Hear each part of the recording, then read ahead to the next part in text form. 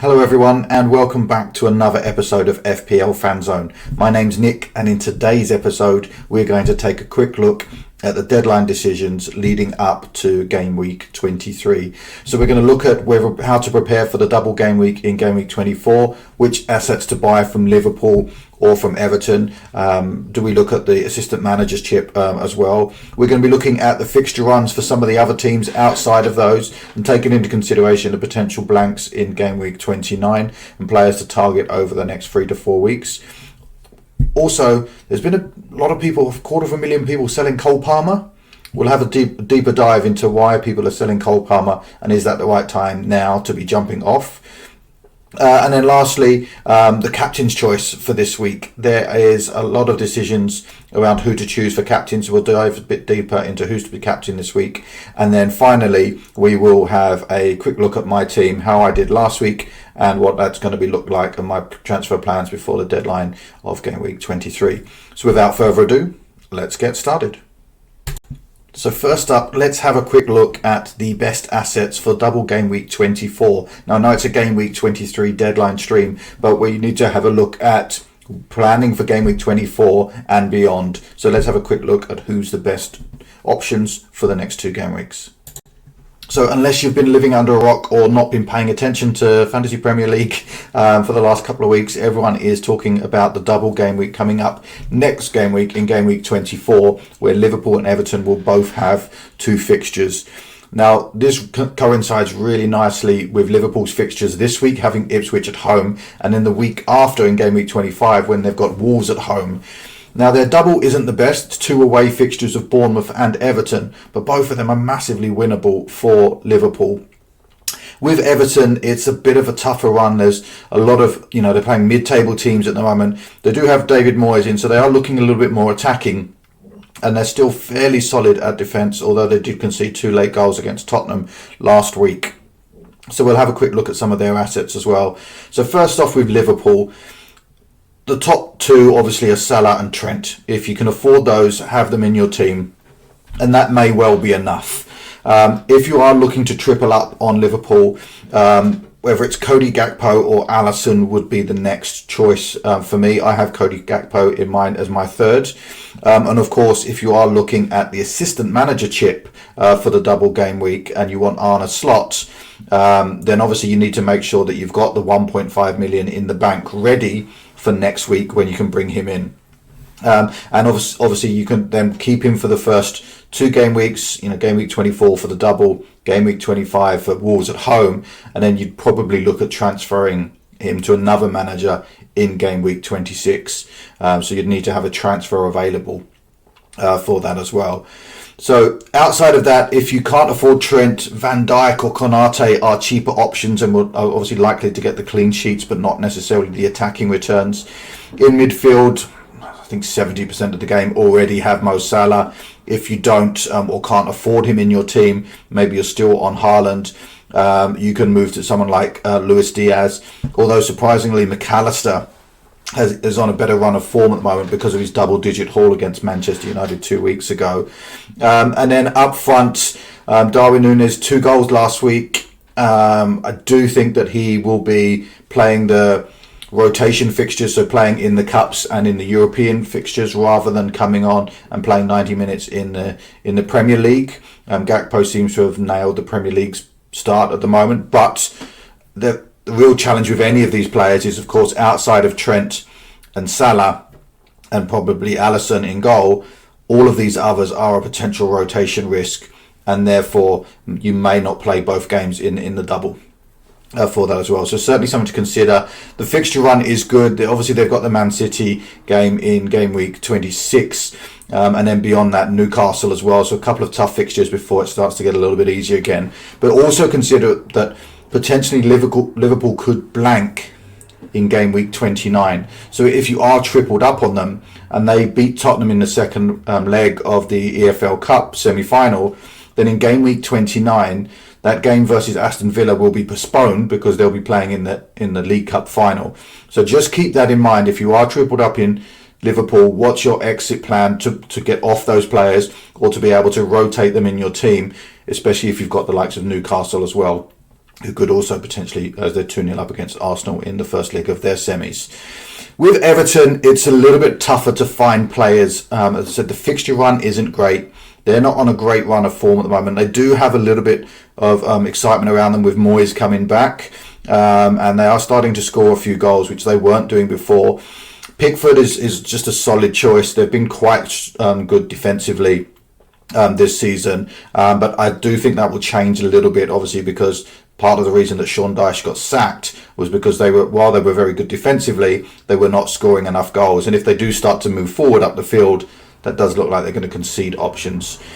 Over the long run, the fixtures don't look terrible, but also they don't look great. And as Everton aren't a team that you would really want to target, you can look at some of the cheap defenders like Tarkowski or Mikolenko. You can look up front if you want as a real outside punt for Calvert-Lewin or Ndai, but neither of them really suggest that there's going to be a lot of returns there. So realistically, one, maybe two, if you've got a Mikolenko or Tarkowski in defence, get them for the double game week. It's not a great double as well. They've got Leicester at home, so obviously potential win there against a relegation battle team, but also the next game is Liverpool, right? So we don't expect a huge points there. The interesting one for me, although I'm not going to be playing my assistant manager's chip in Game Week 24, is David Moyes. I do think that with that table bonus, there's a real opportunity there. If they get the win against Leicester, keep a clean sheet, maybe score a goal or two, there's some good points there. But then that game against Liverpool, it's a Merseyside derby, Moyes is back. What if they get a draw? What if they, can sneak a win? The extra 5 or 10 points for the table bonus for a draw or a win could be massive. And then you could just jump off to another manager who's got easy fixtures afterwards. He's also only 0.5 million, so you don't have to free up as much money in your squad. So he's an interesting choice. As I said, I won't be choosing either of them this week. I will just triple captaining next double game week. But that's where I'm looking at. I'm already tripled up on Liverpool. I have one Everton player in Pickford. So right now I'm not looking to move on to a second. I think it'd just be a bit of overkill at this stage. But let me know what you're doing in the comments below. Are you tripling up on Liverpool? Are you tripling up on Everton? Are you going to go on a slot or David Moyes, take your assistant manager chip, or are you going to be going triple captain Salah like most people for next week? Let me know in the comments below. Okay, so let's have a quick look then at which teams. Everyone's talking about Liverpool and Everton, so let's have a look at which teams actually have good runs over the next 4 or 5 fixtures. So having a quick look at the fixture spotlight for the next couple of weeks, the one that really jumps out is Aston Villa. West Ham at home this week, Wolves away in Game Week 24, Ipswich at home in Game Week 25. That's a really nice run and a good time, if you can afford it, to get to Ollie Watkins. I've got Rodgers in my team, so he certainly will be there playing for the next couple of weeks. He's been outstanding value. And if you want to look at the defence, you've got the likes of Luca Dean or Matty Cash in that mid-price range for defenders. Realistically, I think the attacking options is where you should be targeting over the next couple of weeks. And I said Rodgers or Watkins, if you can get to him, look like great options over the next 3. Arsenal have a really good run of fixtures as well. Obviously, they've got the Man City game, but it's a bit tougher with the Arsenal team at the moment. Without Bukayo Saka, there's not a real standout player in that forward line that's going to get you points. Martinelli, Trossard, Havertz are all getting in amongst the goals, but not scoring a lot. Right, we're getting lots of chances, just not being clinical up front. While there's a lot of talk for Arsenal to buy another striker. In the defence, obviously Saliba is flagged at the moment. It does look like he'll be coming back. He probably won't play against Wolves this week, but likely to be back in Game Week 24, which is obviously not a great fixture. So he's one of the highest, most sold players this week. But if you look after that, you've got Leicester, West Ham, and some good fixtures after that as well. I think that Arsenal double defence, if people still are on that, could be good options. I know that Arsenal defence has been conceding, silly goals on very, very low expected goals conceded. But I think, keeping hold of them for some of those easier fixtures could be good moving forward. I've got Brentford here. Now, the next 2 are a little bit tricky, with Crystal Palace finding a little bit of form at the moment. And Tottenham obviously being very good attacking, but do concede a huge amount of goals. When I look at the Brentford team, though, there's just two names that stand out, Bremo and Wissa, right? So you want either one of those front two. Now, I'm potentially jumping off Gordon in game week 25, and we'll look to switch back to Bremo at that time when they're good fixture runs. I think after the Leicester game, they've got Ipswich as well. And if you look at Newcastle's fixtures, while they've got Southampton away this week, and I'm happy to keep, I've got my three Newcastle players, they are potentially likely to blank in game week 29. And if it's not them, then it will be Arsenal. So you've got to be careful which ones you tripled up on. But Newcastle's fixtures after game week 23, you've got Fulham at home, Man City away, Nottingham Forest at home, and then I believe they have Liverpool away as well. So a really tough run of fixtures coming up for that Newcastle squad. So I'll be maybe looking to come off some of those players and move on. So it does look like options there to either move to Ollie Watkins or from Isak, or move from Gordon to Bremo to free up some of those funds. So that's where I'm looking at over the next couple of weeks. Let me know if there's any teams that I'm missing that you think have great run of fixtures over the next 4 or 5. So what I've seen this week, Cole Palmer is being sold by, in the droves, and I'm really surprised. So let's have a look. Should we be selling Cole Palmer? Is there something that we've missed? So far, Cole Palmer has been sold by nearly 250,000 players in this week alone. And personally, I just don't get it. Yes, they've got Man City away this week, but Man City conceded 4 goals in midweek in the Champions League against PSG. So defensively, they're not great. Yes, they've started to find their goal scoring form, and Foden and the likes have scored goals against, the weaker teams with a good fixture run. But I just don't see why people are selling Cole Palmer. He's not injured. Enzo Maresca's come out and said he's okay after his knock. He feels like he's getting better. And then after that, you've got West Ham, Brighton, Aston Villa, Southampton and Leicester in the next 5. I just don't see why people are selling him right now. He's on penalties. He takes corners.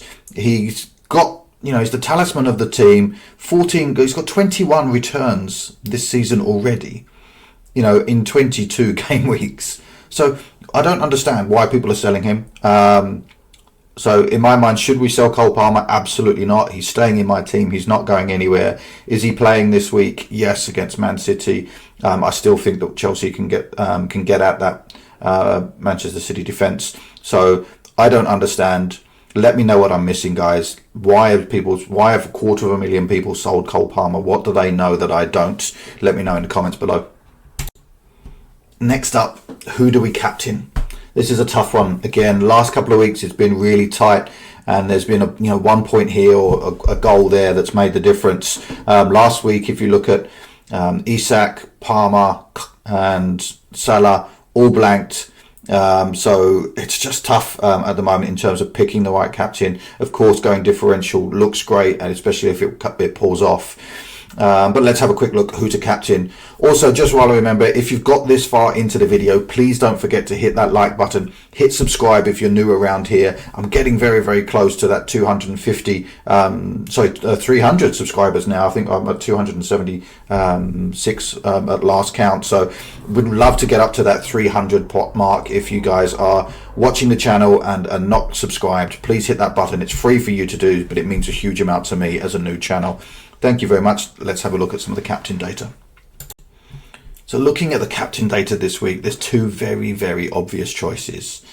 Salah with Ipswich at home, or Isak with Southampton away. Now, both of these guys are promoted against promoted teams that have poor defences. Personally, I've got Salah first just because it's a home fixture, but I just think that Southampton team have conceded so many chances, and Isak is so clinical that he could easily get a hat-trick in that game. What was interesting here when I pulled together these stats, and we looked at obviously Erling Haaland and Cole Palmer as well as the other premiums within the game, and they're playing each other. So I've got Haaland just because they're at home, but that Man City defence is looking weak at the moment. All of these guys are on penalties, so there's no real difference here. But when I was looking at the stats, and one thing that I really underplay and should look at more, if you look at Salah and you look at Haaland, The difference between them is 1 goal this season. 1 goal. Now, if you think about the season as it's played out, everyone's Salah has been amazing, but he's got 1 goal more than Erling Haaland. Now, of course, he's got 12 assists more than Erling Haaland, which makes a huge difference. But just the goals alone, because a midfielder gets 1 point extra per goal, by scoring 1 goal more, Salah has 22 points more than Erling Haaland by scoring 1 goal more over this period. Obviously, with the assists, if you look at that section, 12 assists to 1, at 3 points and assists, that's 36 points. So suddenly now there's 50 points. And then you got the bonus points. Haaland has not been picking up bonus points during all of his blanks. He got a lot of those goals in very short time, so could only get bonus points in a fewer number of games. But then the other difference maker is clean sheets. Midfielders get 1 point for a clean sheet. And with Liverpool having 9 clean sheets, that's another 9 points. So between having 1 goal more and obviously 12 assists, Salah has got 80 points more than Erling Haaland.